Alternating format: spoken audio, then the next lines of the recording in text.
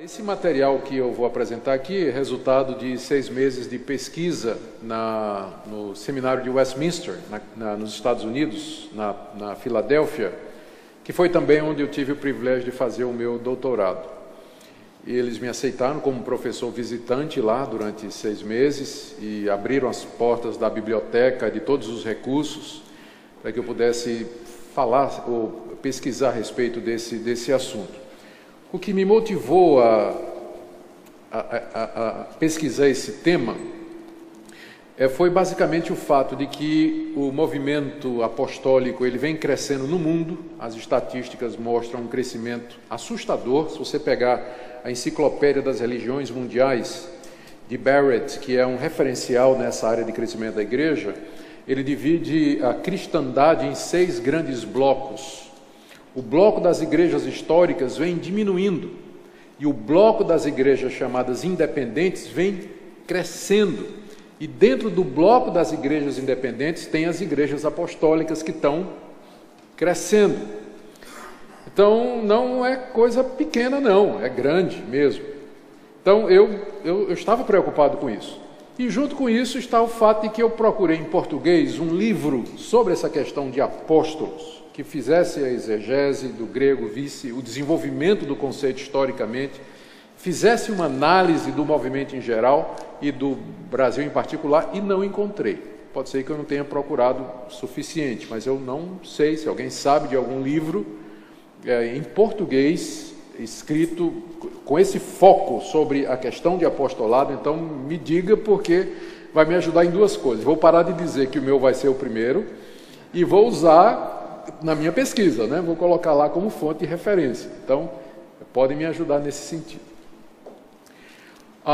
Eu, quando comecei a estudar esse assunto, eu fiquei surpreso. Eu não pensei que 6 meses não seriam suficientes. A primeira coisa que eu me deparei quando eu fui para a Escritura foi que os liberais, aquele pessoal que usa o método crítico e que não tem nenhum compromisso com a autoridade da Escritura, eles já discutem esse assunto há muito tempo. Há muito tempo. Tem especialmente um livro de um liberal chamado Schmitthaus, um alemão. O título é O Ofício de Apóstolo. Era da década de 70. Em que ele reproduz o pensamento do liberalismo teológico a respeito do ofício, dessa questão do ofício de apóstolos. E a ideia é basicamente essa, que dos 4 evangelhos, quem mais usa a palavra apóstolo é Lucas. E é lá em Lucas que aparece no capítulo 6, a única vez que diz que Jesus chamou 12 discípulos e deu a eles o nome de apóstolos. E aí eles dizem que Lucas nunca chama Paulo de apóstolo no livro de Atos.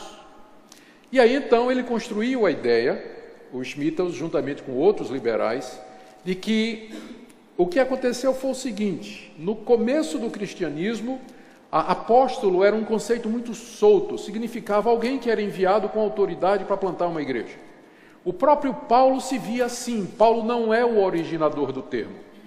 Ele não é o originador do termo.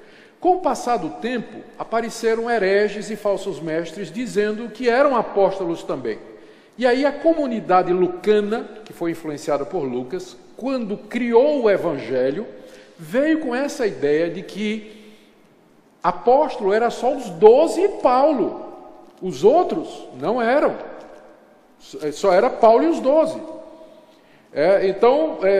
Lucas escreveu o evangelho para dizer que só eram apóstolos 12 de Cristo. E inclusive desprezando Paulo no livro de Atos, porque ele não chama Paulo de apóstolo no livro de Atos, com exceção de uma vez em que se refere a ele junto com Barnabé, como sendo apóstolos.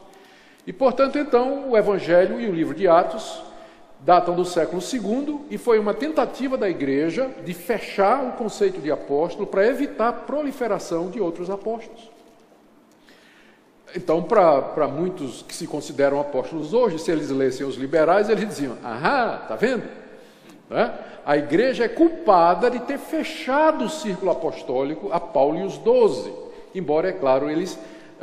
não vou dizer que isso foi por conta de uma comunidade lucana que no século II escreveu o livro de Lucas. Geralmente esse pessoal não entende de método crítico, não é? E não tem nem ideia que os liberais trabalham dessa forma. Mas é para atender os seus interesses, eles são capazes e apelam, alguns que são mais estudados, eles apelam para o liberalismo teológico para dizer que o conceito de apóstolo é uma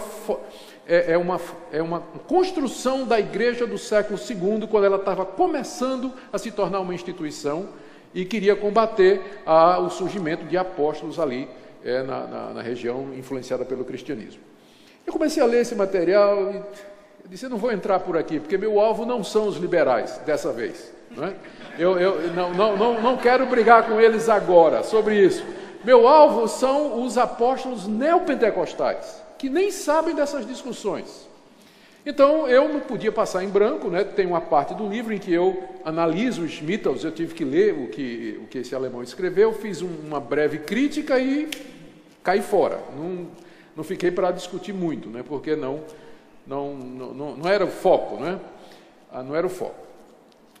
Eu procurei me concentrar nas seguintes questões. Primeiro, o que é um apóstolo, de acordo com o Novo Testamento? Quem é que usou o termo pela primeira vez?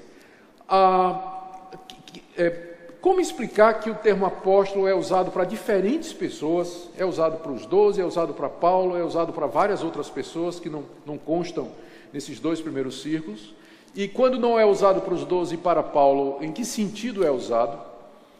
Apóstolo é um dom, porque aparece em Efésios 4:11 e 1 Coríntios 12:8, é um dom, deve ser tratado assim, ou ele designa uma função e um ofício?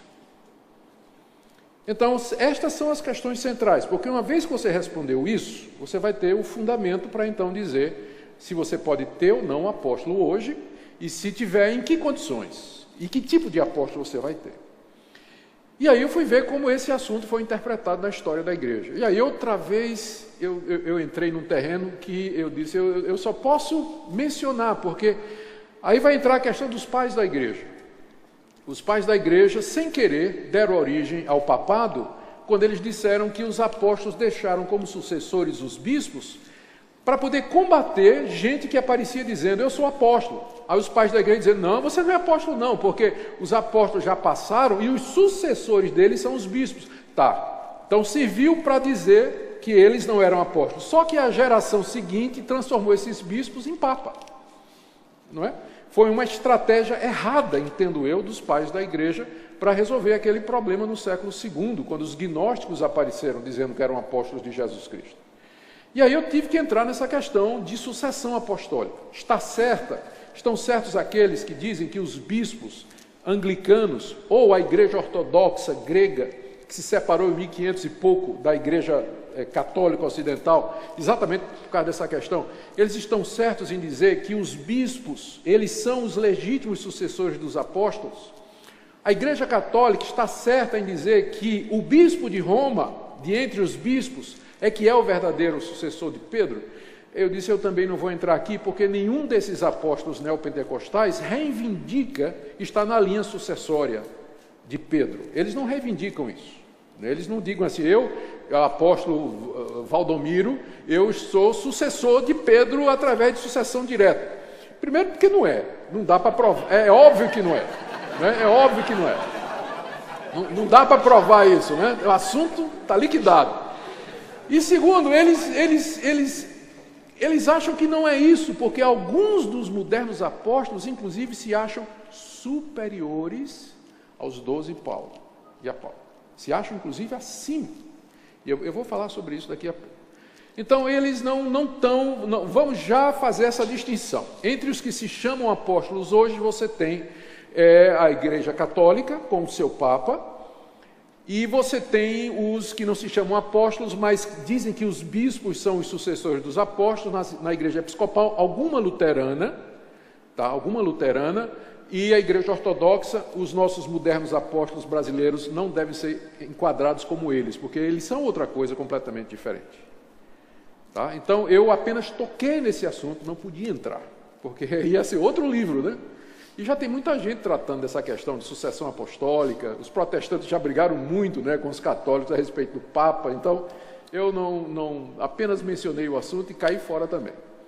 eu quis me concentrar mais no que eu acho que é o grupo a que esses novos apóstolos pertencem, que são os gnósticos. Então, eu na minha apresentação aqui, que é um resumo bem resumido do livro, até porque se eu falar muito vocês não vão comprar, né? Eu tenho só que dar um gostinho. Eu vou falar de como esse ofício de apóstolo ele foi cobiçado historicamente. Vou citar aqui alguns exemplos para ver que isso que está acontecendo hoje não é coisa nova, né? Isso existe desde que o ofício de apóstolo foi inventado por Jesus Cristo. Depois dessa parte histórica, eu vou tentar concentrar um pouquinho no moderno movimento apostólico no Brasil, que é chamada Nova Reforma Apostólica no Brasil, e vou ter que me concentrar em alguns dos mais conhecidos, porque são muitos, e depois fazer uma breve análise crítica. E aí eu espero que na parte de perguntas e respostas, se ficou alguma coisa que precisaria ser mais esclarecida, vocês, com as suas perguntas, vão me ajudar a esclarecer. Então vamos começar com a questão histórica. Já na época do Novo Testamento, tinha gente querendo ser apóstolo, não é? A gente lê lá na 2 de Coríntios, capítulo 11, verso 5, capítulo 11, verso 13, capítulo 12, verso 11, Paulo se referindo a falsos apóstolos, ou superapóstolos, de maneira zombeteira. Quando a gente lê o contexto, a gente percebe que eram pessoas que estavam se infiltrando na comunidade de Corinto, reivindicando ser apóstolos de Jesus Cristo, ensinando uma outra doutrina, apresentando credenciais do tipo sinais, prodígios e revelações, e que tinham um pedigree hebraico, eram hebreus, que forçou Paulo a provar que ele também era apóstolo e muito mais. Paulo cita a visão que ele teve, foi levado até o terceiro céu, e cita assim meio que a contragosto, obrigado, né, a fazer isso. Fala dos sinais e prodígios que ele realizou como sendo marcas do seu apostolado, e acrescenta uma coisa que ele considera como marca do apostolado e que aqueles apóstolos não tinham: os seus sofrimentos por Cristo. Isso aqueles falsos apóstolos não tinham, o quanto ele sofreu por Cristo. Aí daí ele dá 3 vezes na carta, 2 vezes na carta, na segunda, 2 relações dos sofrimentos que ele passou. Lembra? 3 vezes pereci no mar, levei 30 chibatadas menos uma, desci por um cesto, desci num cesto, numa muralha, o espinho na carne. Ele considera todos estes sofrimentos como sendo a marca do verdadeiro apóstolo, que aqueles falsos não tinham. Eles eram falsos, não é porque a doutrina deles era falsa, eles eram falsos porque eles não eram apóstolos, eles não tinham as credenciais verdadeiras do apostolado. É nesse sentido que eles eram falsos. Então Paulo já teve que enfrentar isso. Quando João escreve o livro de Apocalipse, Jesus manda que ele escreva uma carta à igreja de Éfeso, e onde Jesus aprecia a igreja de Éfeso, dizendo assim: você colocou à prova os que dizem ser apóstolos e não são, mas são mentirosos. O livro de Apocalipse foi escrito aí, talvez, na década de 80, não é? Uma estimativa um pouco mais aberta, alguns acham que é bem mais cedo, mas vamos supor que seja na década de 80, que João escreveu o Apocalipse. Então, já naquela época, os apóstolos já tinham morrido, menos João, ele deve ter sido o último, não é? João já teria que enfrentar gente que reivindicava o título de apóstolo. E esse pessoal estava na igreja de Éfeso. E a igreja de Éfeso examinou, na certa deveria saber quais eram as credenciais, e disse: esses caras são mentirosos, eles não são apóstolos. Então percebam que o desejo, a atração pelo ofício, quando esse pessoal queria usar o título de apóstolo, não era no sentido de missionário, não era no sentido de enviado de uma igreja para cumprir uma tarefa, mas era no mesmo sentido dos 12 apóstolos de Cristo, com toda a autoridade, enviados de Deus, autorizados por Ele, como os 12 Paulo. Era nesse sentido, senão não se justificaria a confusão armada por Paulo contra eles e João no livro de Apocalipse. No século II, o movimento gnóstico, que foi a primeira heresia cristã, começou a crescer, e com ela vieram seus líderes. Os gnósticos diziam que a salvação era por um conhecimento secreto que havia sido revelado a eles e não aos apóstolos de Cristo. Eles seriam uma segunda geração que teria um conhecimento completo da verdade. Daí o nome gnósticos, da palavra grega gnose, né? Conhecimento. E dos gnósticos, vários deles se diziam apóstolos, eu documento isso no livro, mas eu destaco dois que eram mais conhecidos. Primeiro, Marcião. Marcião é aquele famoso que dizia que os apóstolos não tinham entendido tudo e tinham confundido o Deus do Antigo Testamento com o Deus de Jesus Cristo. Ele separou os dois testamentos e fez um cânon particular para ele, do que seria a palavra de Deus, em que ele mantinha algumas coisas de Paulo. E Irineu, no seu livro Contra Heresias, diz uma coisa interessante, que Marcião era o 10º apóstolo gnóstico que sucedeu um tal de Cerdo em Roma. Quer dizer, já vinha uma linha de apóstolos gnósticos, e Marcião era o 10º. O antes dele era um tal de Cerdo lá em Roma. Quer dizer, eles vinham trabalhando com isso aqui. Nós somos os herdeiros dos apóstolos, nós somos apóstolos também. Marcião foi enfrentado por Ireneu e vários outros pais da igreja. Isso aqui está falando do século II. Maniqueu, ou Mani, surge no século III, e esse aqui era mais ousado. Ele se apresentava como o Paráclitos. Ele era o Paráclitos prometido. E ele era muito mais explícito na sua gnose do que Marcião, porque o nome maniqueísmo, que é uma dicotomia entre o bem e o mal, provém dele. Ele ensinava isso, essa dicotomia entre o bem e o mal. Existia um Deus que era bom e o diabo que era o Deus mau, o Deus ruim, não é? Os dois eram iguais em força e poder. E Maniqueu escreveu várias obras. Na epístola fundamental dele, que é a obra principal dele, ele começa dizendo assim: Mani, o apóstolo de Jesus Cristo. E numa carta que ele escreveu a um discípulo chamado Marcelo, ele se apresenta como Mani, um apóstolo de Jesus Cristo. E Maniqueu, ou Mani, organizou uma igreja onde tinha 12 apóstolos, e que eram considerados com a mesma autoridade dos 12 de Paulo. Estou falando aqui do século III. E o movimento maniqueísta, embora considerado herético pela igreja e perseguido, inclusive, ele não morreu. Você vai encontrar no século XIII, uma seita chamada os Paulícios, que se diziam que eram organizados em igrejas com apóstolos, isso em plena Idade Média, e que eram gnósticos que seguiam o ensinamento de Maniqueu. Eles foram declarados heréticos também pela Igreja Católica, perseguidos pela Igreja Católica, mas até o século XVII se tem notícia ainda dos paulinos. Depois da Reforma, você ainda vai encontrar traços dos paulínios, achando que eram, talvez o nome, Paulícios, talvez o nome era por causa da apreciação que eles tinham pelo apóstolo Paulo, que eles consideravam o apóstolo dos apóstolos e assim por diante. Mas isso tudo, estou só mostrando para vocês que o desejo do título, né, o apreço pelo ofício de apóstolo não é uma coisa recente, sempre houve na história da igreja, sempre existiu gente querendo aquela posição.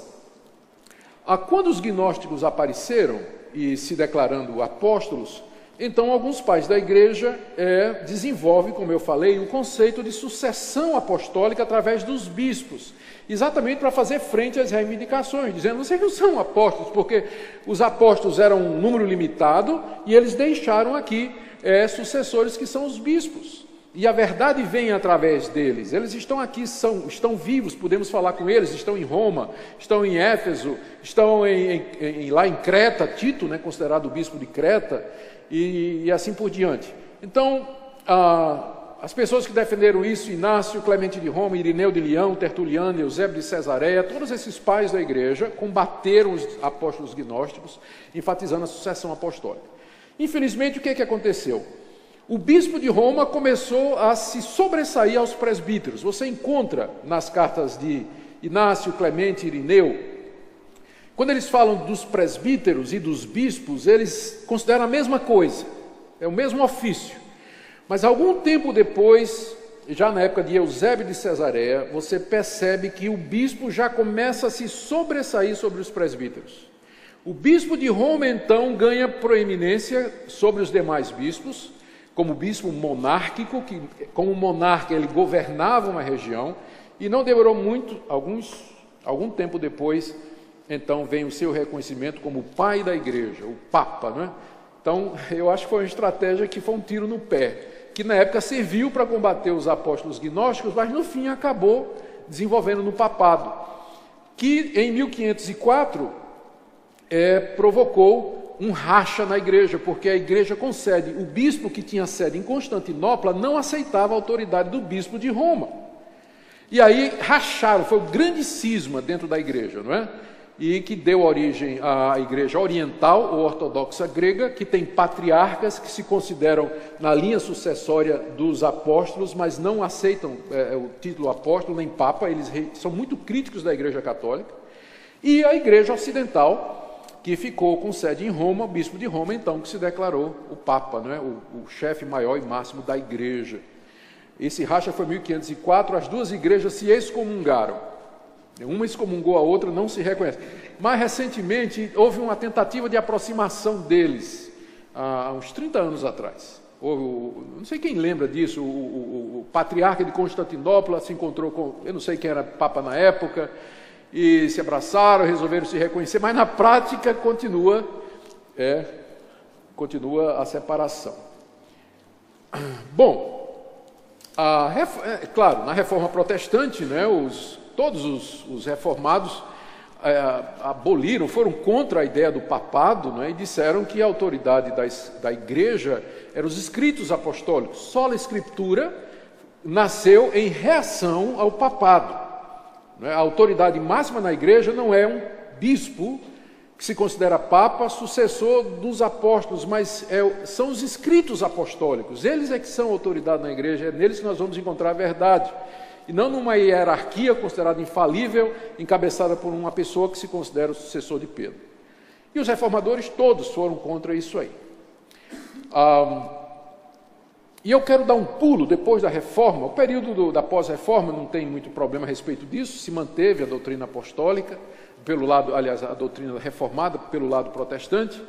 Mas aqui nós chegamos no século XIX com um pastor que eu acho que ele pode ser considerado o pai do pentecostalismo e o pai do moderno movimento apostólico. E por incrível que pareça, era um presbiteriano. Para tristeza da minha alma, era um presbiteriano. Tem jeito, né? O nome dele é Edward Irving, século XVIII. Primeiro foi pastor na Escócia, era um grande pregador, bem apessoado, eloquente. Ele foi pastor assistente do Thomas Chalmers, que era um pastor muito, muito conhecido na Escócia. E depois foi convidado para pastorear uma igreja presbiteriana na Inglaterra. E algum tempo depois de começar, ele teve que mudar a igreja. Eles inauguraram a Capela Caledônia, que era para poder caber, porque era muita gente que vinha escutar Irving pregar. Ele era um grande pregador. Mas o Irving ele era muito jovem, ele começou a desenvolver algumas ideias do tipo assim: o fim do mundo vai chegar logo. Jesus está para voltar imediatamente. E antes de Jesus voltar, ele vai restaurar a sua igreja, a configuração original que se perdeu durante os séculos, ou seja, uma igreja governada por apóstolos. Então Deus vai restaurar o governo apostólico juntamente com os profetas na sua igreja. E ele é o primeiro a falar em Efésios 4:11, como sendo o ministério quíntuplo, que Deus tem que restaurar na igreja, para que ele possa voltar. Quando ele vier, ele vem para uma igreja restaurada. Aqui nós estamos no século XIX, antes do movimento pentecostal. A igreja, ele morreu cedo, morreu tuberculoso, mas a igreja dele, chamada Igreja Irvingita, continuou com o ideal dele e transformou-se na Igreja Nova Apostólica. O nome eles adotaram Igreja Nova Apostólica. E aí estabeleceram 12 apóstolos que eles acreditavam que não morreriam antes de Jesus voltar.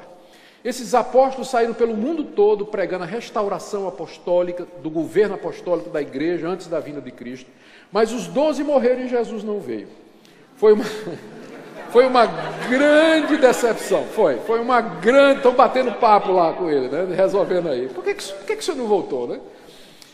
Então houve uma grande decepção e começaram os rachas na igreja por conta disso. E ela se fragmentou em várias outras igrejas apostólicas, com gente reivindicando serem verdadeiros apóstolos de Cristo Jesus, a semelhança dos 12 e de Paulo. E essa igreja veio para o Brasil e ela é forte no Brasil. Ela tem alguns milhões de adeptos no Brasil. Você deve ter ouvido falar da Igreja Nova Apostólica. Faz uma pesquisa na internet e você vai encontrar. Ela tem origem nesse pastor presbiteriano do século XIX, que é considerado, sim, o Irving acreditava na restauração do dom de línguas, isso antes do movimento pentecostal. Deus estava dando línguas e profecias à igreja, inclusive dons de cura. E uma das ironias é que ele morreu doente, reivindicando a cura pela fé. Né? A tragédia da morte dele. Ele morreu amargurado porque Deus não o curou. Porque ele acreditava que ele podia reivindicar a cura pela fé. E eu creio que Irving, em muitos sentidos, logo depois, poucas décadas depois, explode o movimento pentecostal. Mas ele vem antes, então ele é considerado o pai do movimento pentecostal, um presbiteriano, né?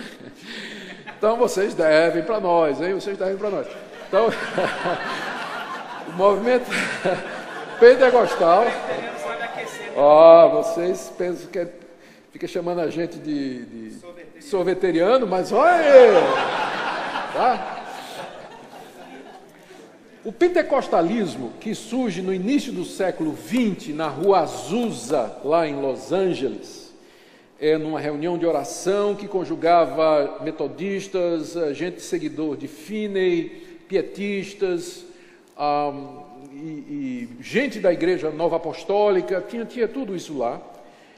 Quando o movimento pentecostal surgiu, ele tinha um ponto central que define, inclusive, o pentecostalismo. O pentecostalismo tem como pressuposto fundamental a restauração e a validade de todos os dons espirituais do Novo Testamento para o dia de hoje. É isso que define o pentecostalismo. Tudo que está no Novo Testamento é para hoje. Então, se tudo é para hoje, segue-se que os apóstolos também. Os apóstolos também. E em seguida ao surgimento do movimento pentecostal, então, várias igrejas apostólicas foram fundadas por missionários pentecostais em todas as partes do mundo. Para ser honesto, a Assembleia de Deus foi a primeira grande denominação pentecostal a dizer: nós aceitamos todos os dons do Novo Testamento, menos apóstolos. Tá? Então o pessoal da Assembleia, nota 10, não aceitou o apostolado, percebeu que há uma diferença, né? Percebeu que tem alguma coisa específica sobre o apostolado que não tem base para reivindicar hoje. Eles reivindicam tudo mais como sendo válido para hoje, mas quando chegou em apóstolo, parou. Eu estava lendo uma declaração da Assembleia Mundial das Assembleias de Deus, que foi nos Estados Unidos há 6 anos atrás. Eles têm um paper, eles têm uma declaração, né, um documento oficial, em que eles fazem uma análise do apostolado, que eu só perguntei onde é que eu assino embaixo. Né? Porque é exatamente, falando da exclusividade, que era fundamental, era de início, e que não tem hoje mais apóstolo como os 12 e Paulo. Então eu achei sensacional esse documento posicional da Assembleia de Deus, que está disponível na internet, e eu vou fazer menção dele no livro e traduzo uma parte dele, porque eu não encontrei em português. Bom, exemplo de igrejas que surgiram então do movimento pentecostal com a configuração apostólica. Igreja da Fé Apostólica foi a primeira em 1908 na Inglaterra, por um cara chamado William Hutchinson. Ele disse que teve uma visão de anjos em que Deus disse para ele: você vai fundar uma igreja que tenha a restauração do ministério apostólico. Então ele se considerou o primeiro apóstolo dessa igreja e começou então a trabalhar para instalar outros. 1908, no mesmo ano, na África do Sul, Igreja Apostólica de Zion. Essa igreja existe até hoje. Quando eu estava na África do Sul, em 1984, eu encontrava os zionistas. Eles podem ter começado bem evangélicos, não é? Mas hoje eles são muito sincréticos. Eles adicionaram à igreja elementos da religiosidade africana, culto aos ancestrais, a reverência pelos espíritos. Então é muito sincrético, mas o nome é Igreja Apostólica Zion. Igreja Apostólica Africana, 1932, em Zimbábue, pelo famoso John Maranki. Guarde esse nome, esse cara é considerado um dos grandes apóstolos da África. Ele diz que ouviu uma voz, em 1932, Deus dizendo que ele era João Batista, e que ele deveria então preparar o caminho do Senhor. Mas todos os apóstolos, eles são constituídos apóstolos por alguma visão. Pode ver, René Terra Nova, todos eles, René Terra Nova, Valnice, Deus Itioca, todos eles vão reivindicar que Cristo apareceu, que eles tiveram a visão, ouviram uma voz dizendo: você é apóstolo. Então sempre foi assim. E o Maranque, então, ele disse que ouviu uma voz dizendo: você é João Batista, que estava para vir. Não tem a profecia lá? Que, né, o grande dia antes de vir o grande dia do Senhor, eu vou mandar Elias, não é que é João Batista? Então, é você. E você vai ter que preparar a igreja para a vinda do Senhor. Restaura o ofício apostólico. Restaura o ofício apostólico. 1916, Igreja Apostólica na Inglaterra, por Daniel Williams, que era uma divisão da igreja de Irving, daquela vigília que eu falei. Essa aqui é interessante. Iglesia La Luz del Mundo, México, em 1926, já tem 2 milhões de membros. O apóstolo fundador é Eusébio Gonzalez. Ele teve uma visão em que Jesus disse para ele que ele restaurasse a igreja primitiva, que ele instalasse apóstolos, instalasse profetas.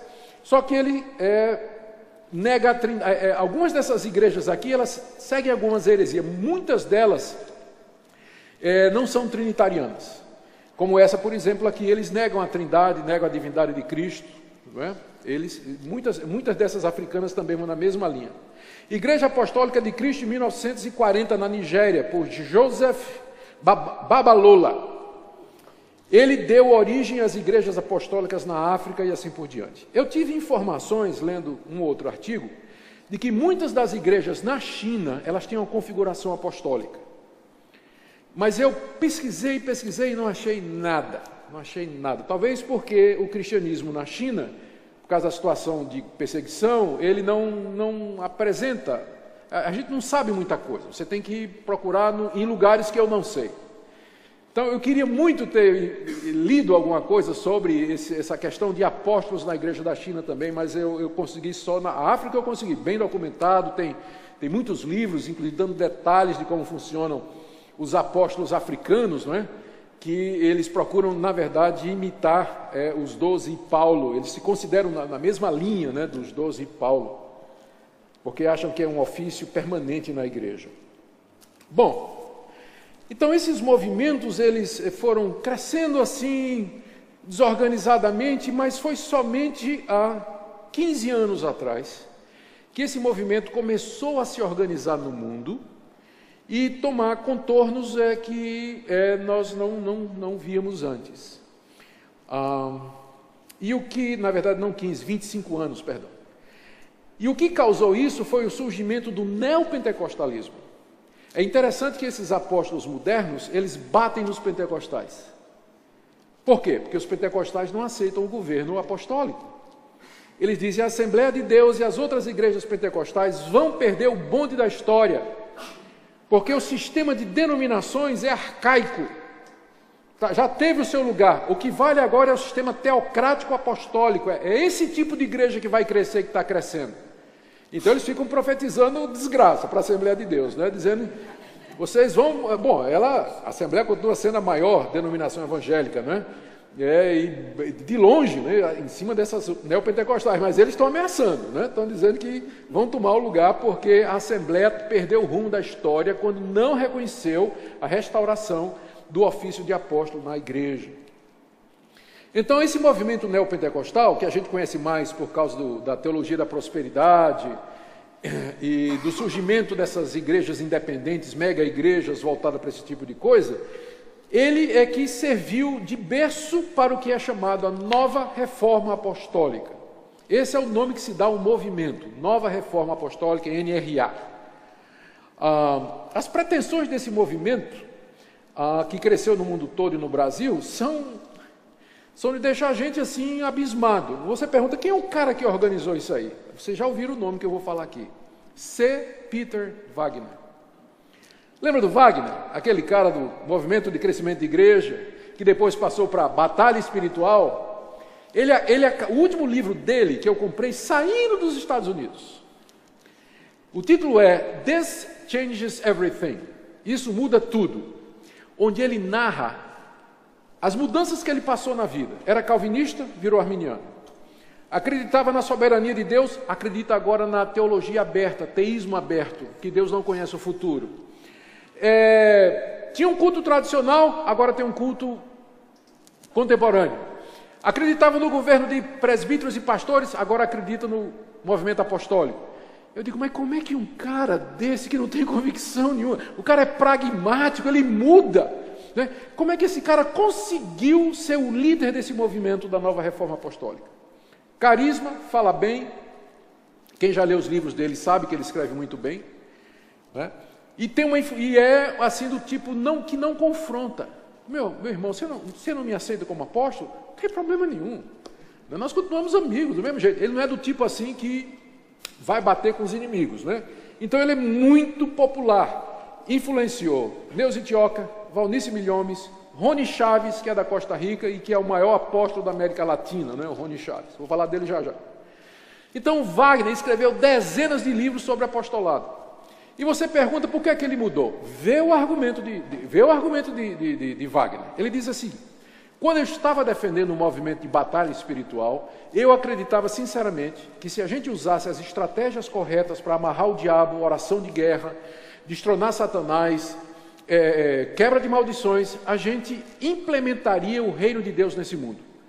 A gente abafaria o reino de Satanás e a igreja estaria pronta para a vinda de Jesus. Mas o tempo passou e não aconteceu. E de fato não aconteceu, né? A gente sabe o fracasso do movimento de batalha espiritual nas pretensões dele. Não aconteceu. Eles vêm desde 80, né, falando em guerra espiritual, amarrar Satanás, decretando que os principados e potestades brasileiros estão amarrados. E não aconteceu nada.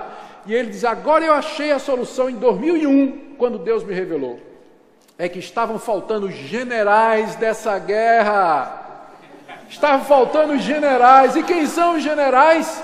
Os apóstolos. Era isso que estava faltando. Agora eu entendi. Porque ele acredita que Deus revela. São novas revelações. Deus vai revelando estratégias. Deus vai revelando o que é que ele quer para a igreja. Então, agora ele recebeu em 2001 a revelação de que o movimento de batalha espiritual em si é insuficiente, precisa de generais que comandem o movimento de batalha espiritual. E aí então, ele disse que teve uma visão, né, várias profecias, Cindy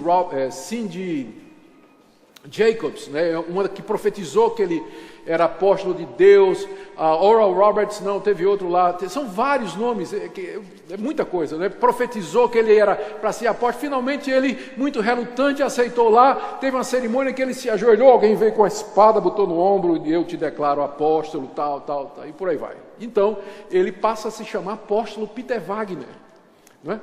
Ele é o apóstolo Peter Wagner hoje, e é o líder, se não mais o líder, mas ele é o patriarca desse movimento.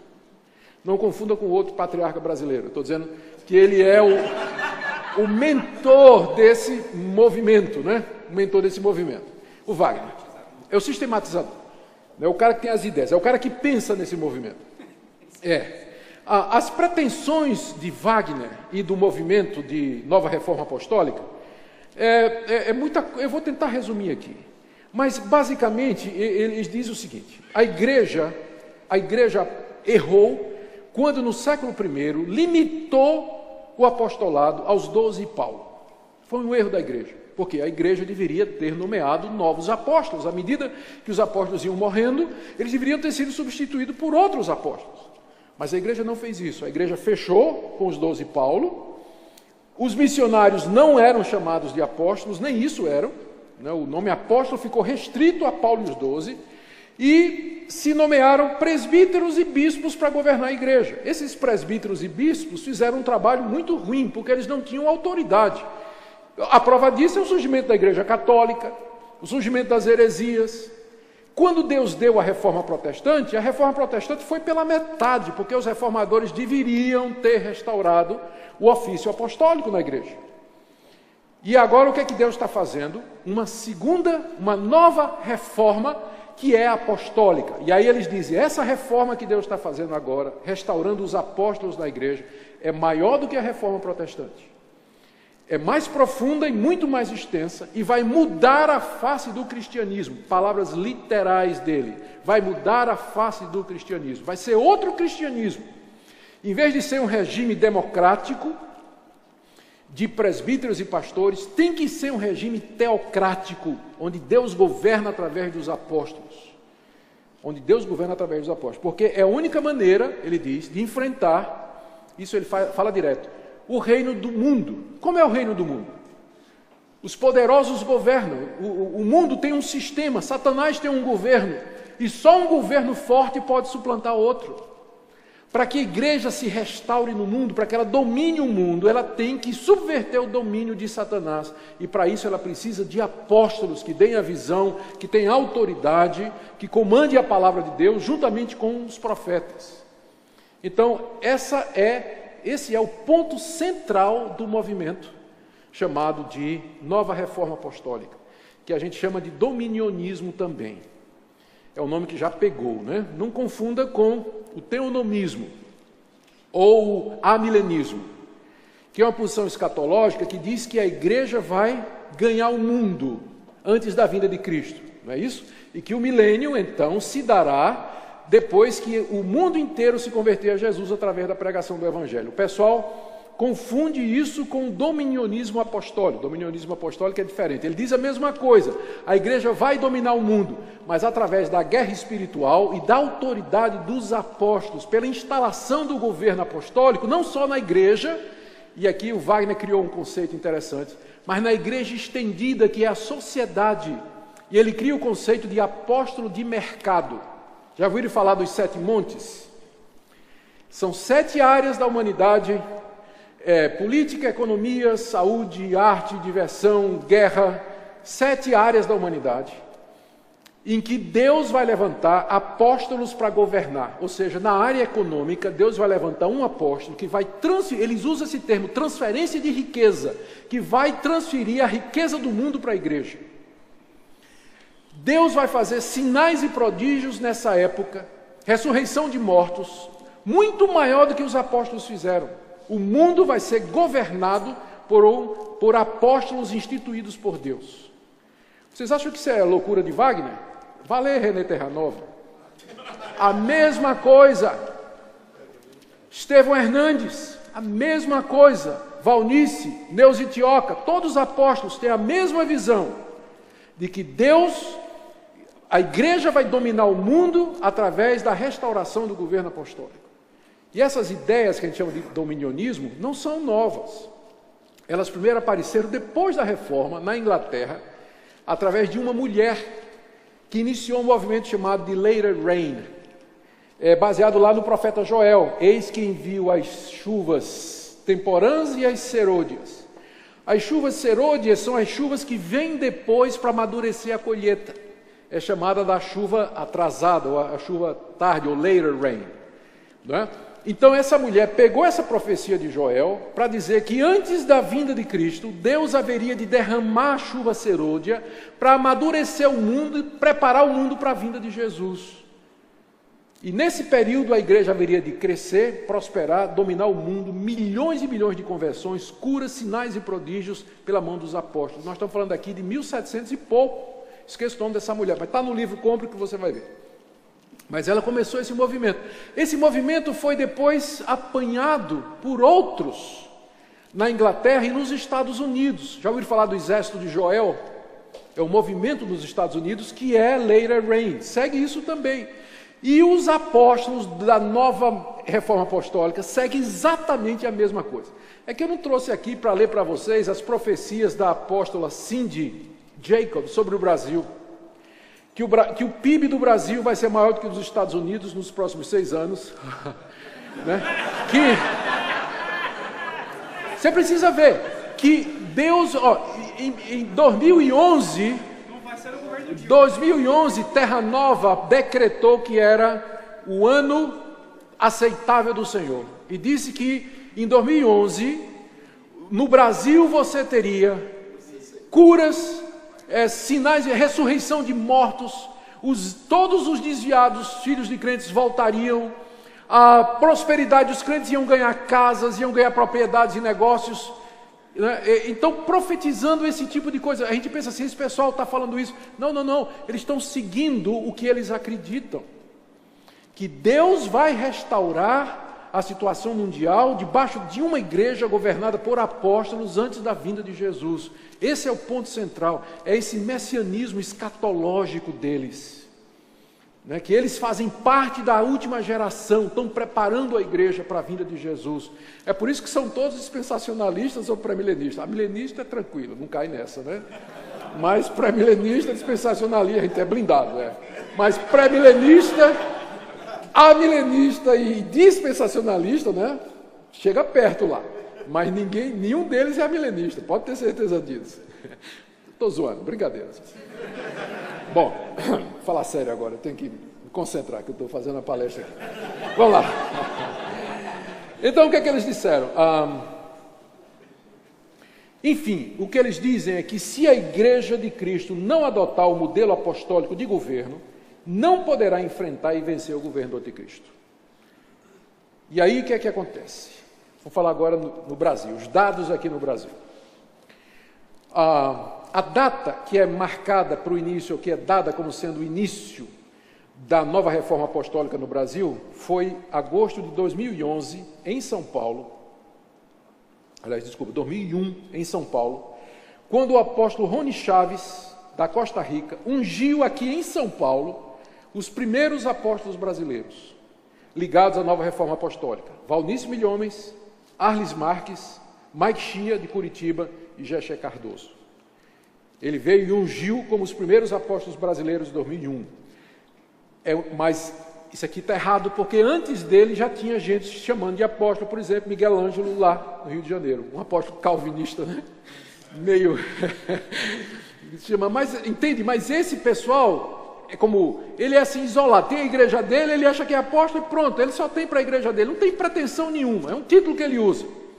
Mas os primeiros a participar desse movimento, com essa visão teológica, esse messianismo e tudo mais, foram esses quatro aqui. Em 2012, ele voltou, o Rony Chaves, e ungiu a Neuza Itioca, como sendo apóstola. René Terranova, que foi ungido apóstolo antes disso, diz que, na verdade, o movimento apostólico no Brasil começou em 2006, quando ele ungiu os 7 primeiros apóstolos do Brasil em Manaus. Às vezes a gente pensa assim, que a gente brinca com René Terranova porque usa o título de patriarca, mas tem uma razão para isso. Ele diz que ele teve uma visão, várias visões e profecias sobre ele, em que era dito que ele deveria gerar novos apóstolos no Brasil, que formassem a geração apostólica que iria governar esse país. Então, daí o título do livro dele, Geração Apostólica.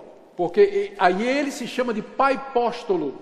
A gente pensa que é brincadeira, mas não. É porque ele é o pai dessa nova geração de apóstolos que Deus mandou que ele levantasse no Brasil, exatamente para espalhar essas ideias e governar o Brasil. Então ele tem ideias dominionistas, e aí o G12 do Castelano entra como método de preparação de apóstolos, grupo de 12 que vão ser apóstolos.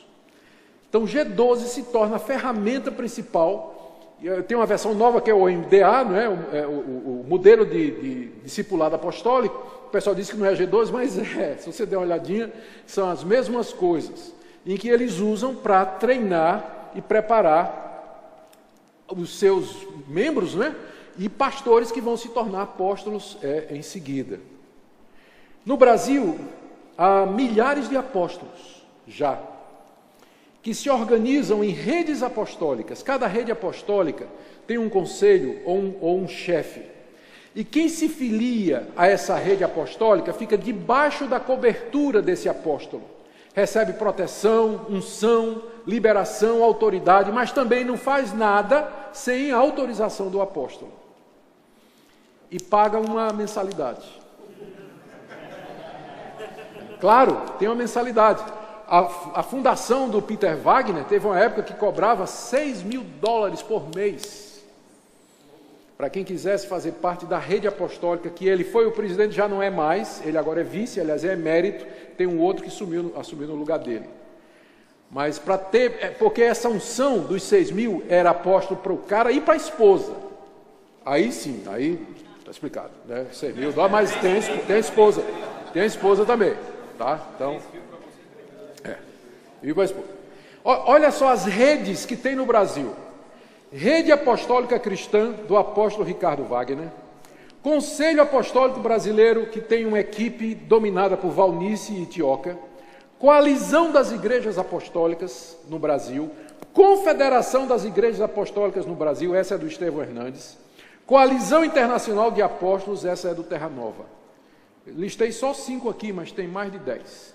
Coalizões, redes apostólicas, que pegam igrejas de todo tipo, de pastores que se submetem à autoridade do apóstolo, fica debaixo de cobertura, liberação da unção, poder de autoridade, por aí vai.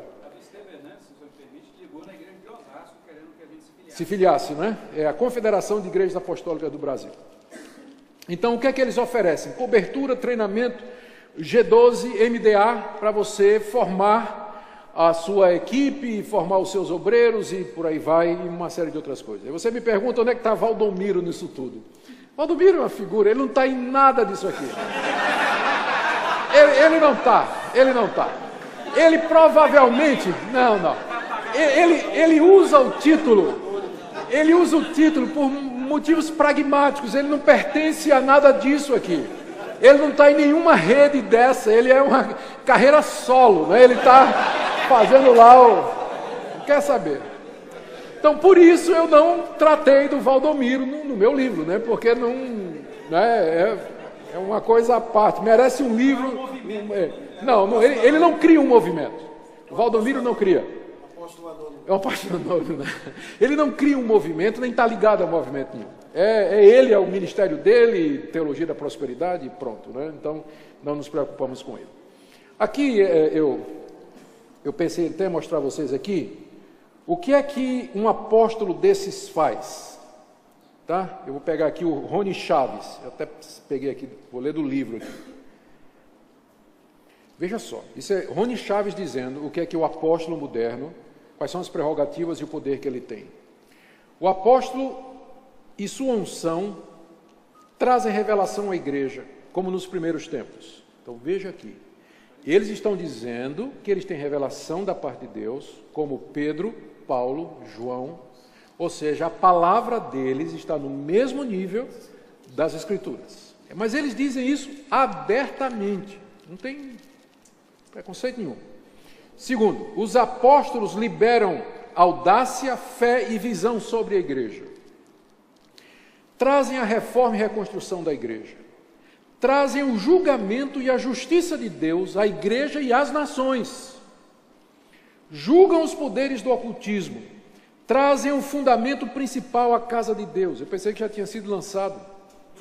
Mas eles dizem, uma igreja tem que ter, se não tiver apóstolo, está faltando fundamento. É isso que ele vai dizer da igreja presbiteriana, da sua igreja. Tem apóstolo? Não. Então não tem fundamento.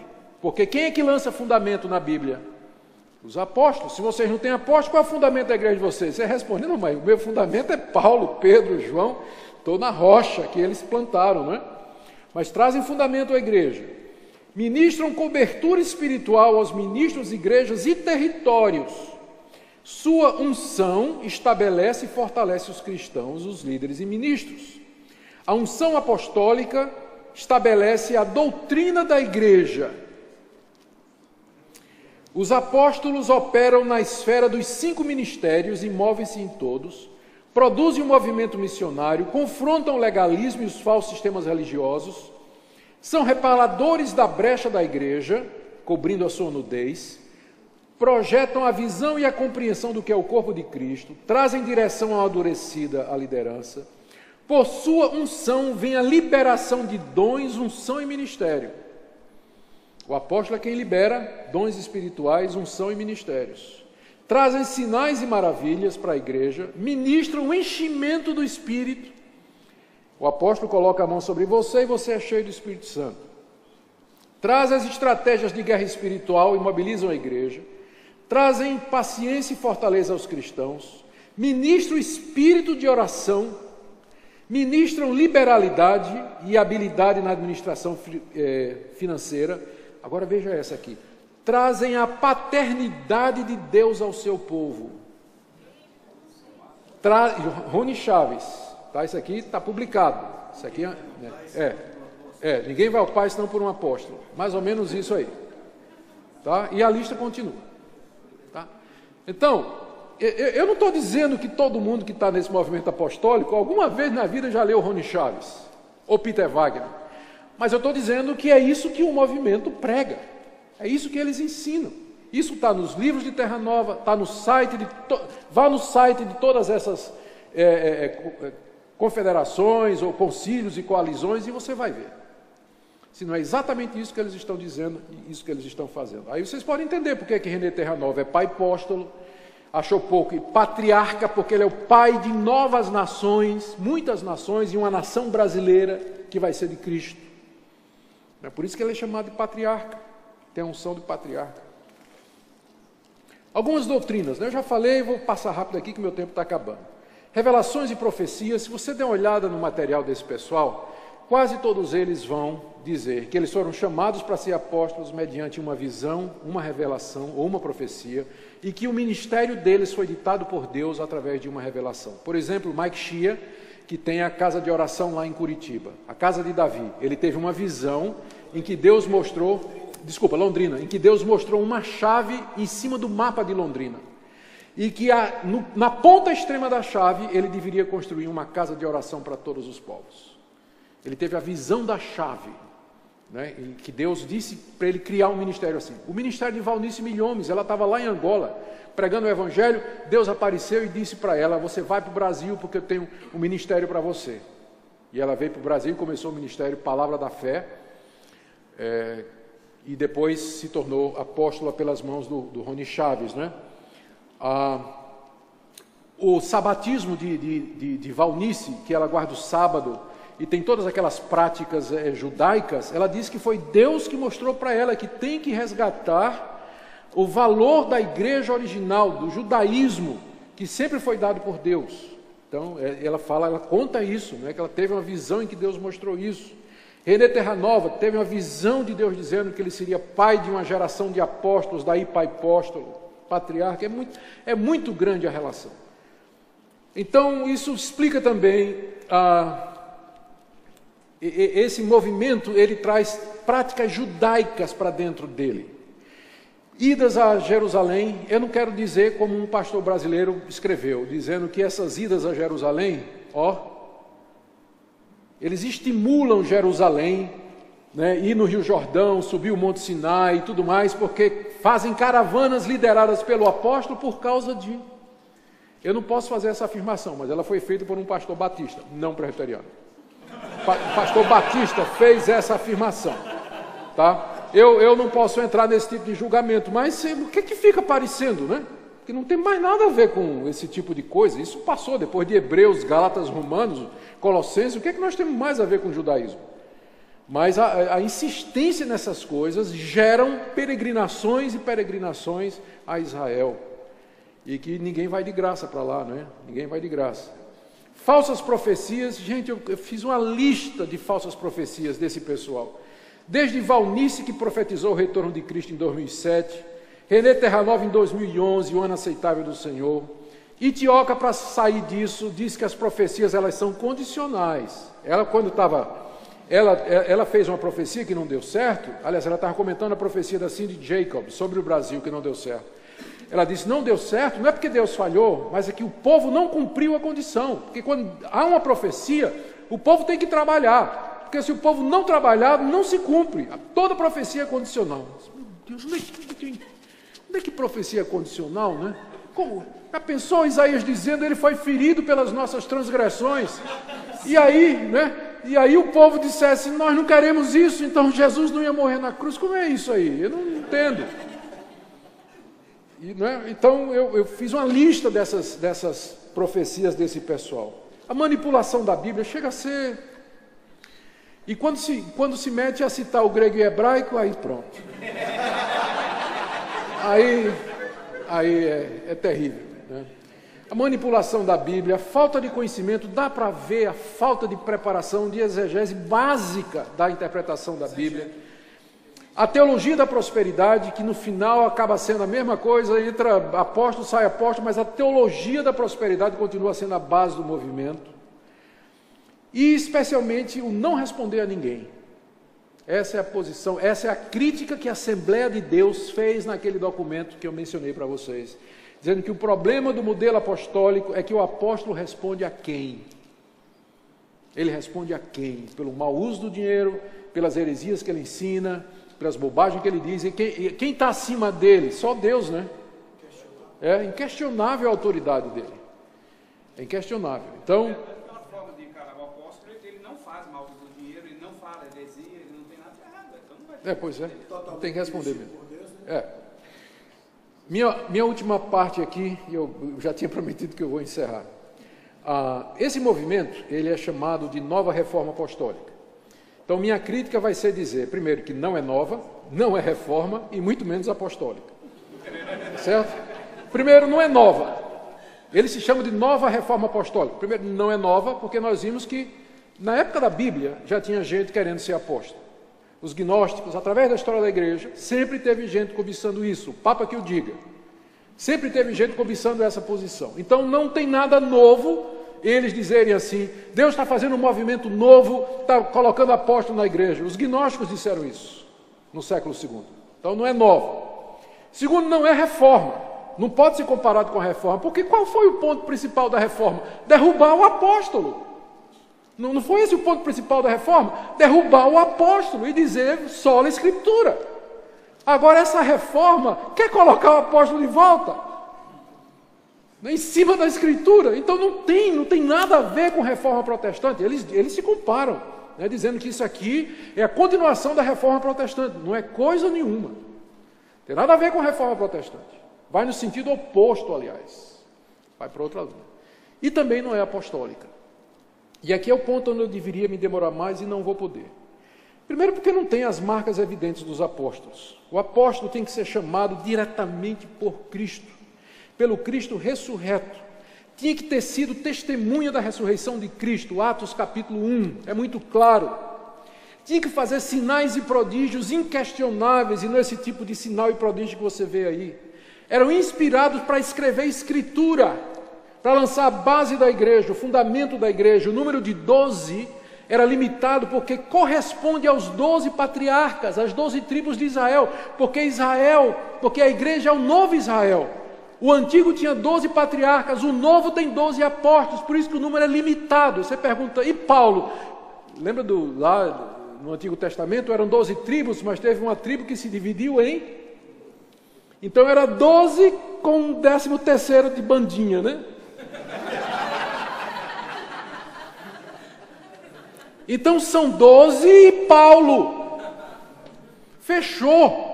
E Jesus é que usa esse simbolismo quando ele diz assim, vocês vão se sentar comigo no reino de Deus e governar as 12 tribos de Israel. E lá em Apocalipse, quando João vê a cidade, diz que no fundamento da cidade, que são 12, estão escritos os nomes dos 12 apóstolos do Cordeiro.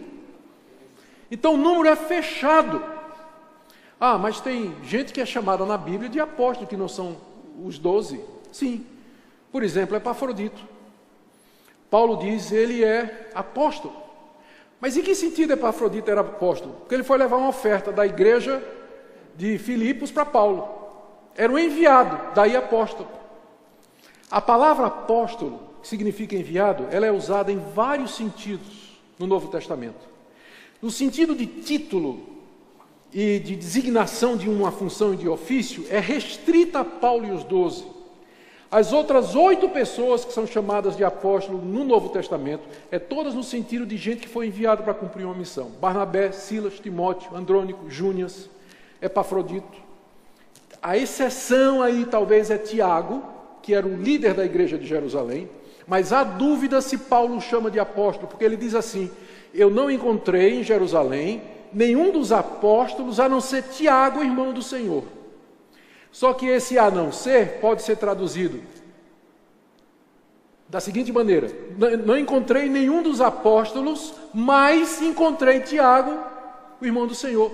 Consulte as versões e os comentaristas e você vai ver que há discussão a respeito desse assunto. Então há dúvida de que Paulo chama Tiago de apóstolo. Apolo, né? Lá em Westminster, eu estava saindo, o Westminster Journal, aliás, não, o JET, Journal Evangelical Theology, publicou um artigo em que o cara dizia, o apóstolo Apolo, e pronto, isso é para mim. Vou ler o argumento, o cara querendo provar que Apolo era apóstolo. E aí, quando eu fui dar uma olhada no argumento, era assim, porque versos antes, Paulo diz assim, lá em 2 Coríntios: estas coisas apliquei a mim mesmo em Apolo, para que ninguém vá além do que está escrito. Aí Paulo muda de assunto e lá na frente ele diz assim: a mim me parece que Deus nos colocou, a nós os apóstolos, em último lugar. O pessoal diz: está vendo? Esse aqui, Paulo está se referindo a apóstolo, que é citado no contexto. Mas por quê? Apolo nunca fundou a igreja, nunca passou pelos sofrimentos que Paulo passou. Paulo já mudou de assunto, quando ele diz nós apóstolos, é ele e os 12. Apolo não está incluído aí. Então esse tipo de exegese que o pessoal faz de todo jeito para querer considerar que outras pessoas que não os 12 Paulo eram chamados de apóstolos.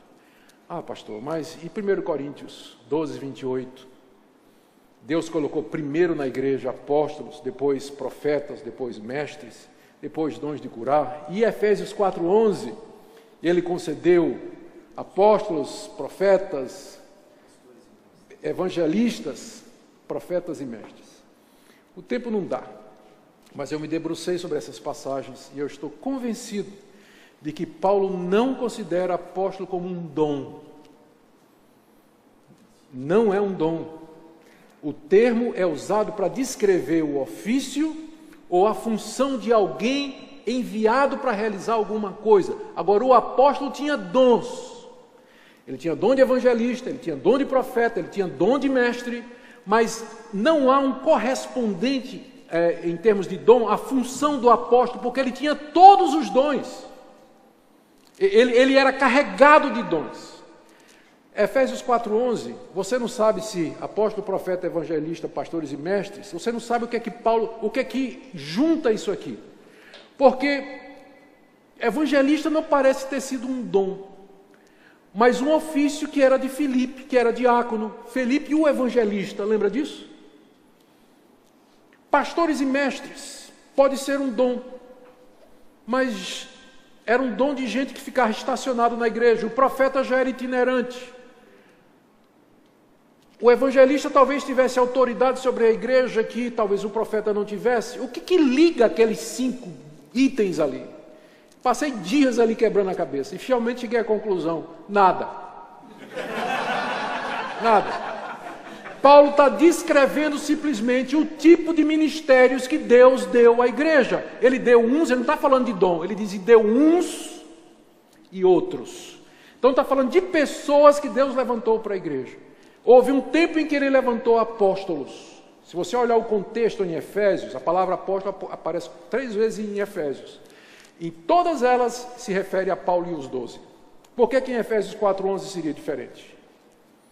Deus deu à igreja apóstolos para lançar o fundamento. E aí veio os profetas, os pastores e mestres que trabalharam em cima desse fundamento. Então eu faço essa análise. 1 Coríntios 12, 28 é a mesma coisa. Primeiro Deus deu os apóstolos que vieram preparando o caminho. Depois vieram os profetas e mestres que edificaram sobre esse fundamento. Então não tem como argumentar. A Assembleia de Deus entendeu corretinho. Não tem como argumentar, se você é continuista, que todos os dons do Novo Testamento estão válidos hoje. Você não tem como incluir apostolado nisso aí. A Assembleia pegou isso corretamente. Pegou isso corretamente. Tá bom? E aí, por fim, pergunta, então, quem deu continuidade ao trabalho apostólico? É só ler o livro de Atos. O que é que os apóstolos fizeram quando plantavam igrejas? Constituía presbíteros. Por isso que eu sou presbiteriano. Certo? É a primeira coisa que eles faziam. Presbíteros. Né? Paulo, Atos 14, depois de ter plantado igrejas, ele volta, junta, promove a eleição de presbítero. Quando ele manda 2 evangelistas, talvez, Timóteo e Tito, a Éfeso e Creta, para cuidar de assuntos que ele não podia cuidar em pessoa, ele orienta que eles estabeleçam o quê? Presbíteros, para governo da igreja. E qual era a função desses presbíteros? Eles não tinham que ter visto Cristo ressurreto, não tinham que ter revelação, eles tinham que ter determinadas qualidades morais, e a tarefa deles era preservar a doutrina apostólica. Onde é que estava essa doutrina? Nos escritos. A igreja é apostólica. Nós dizemos que a nossa igreja, a igreja de Cristo, ela é apostólica, una, universal e apostólica, são as 3 marcas dela. Não porque ela tem apóstolos hoje, mas porque ela está edificada sobre o fundamento dos apóstolos. Pedro fala hoje, Paulo fala hoje, João fala hoje. Você pode abrir o escrito dele e ele vai falar a você. Você não precisa de apóstolo hoje, porque os verdadeiros já fizeram a sua obra.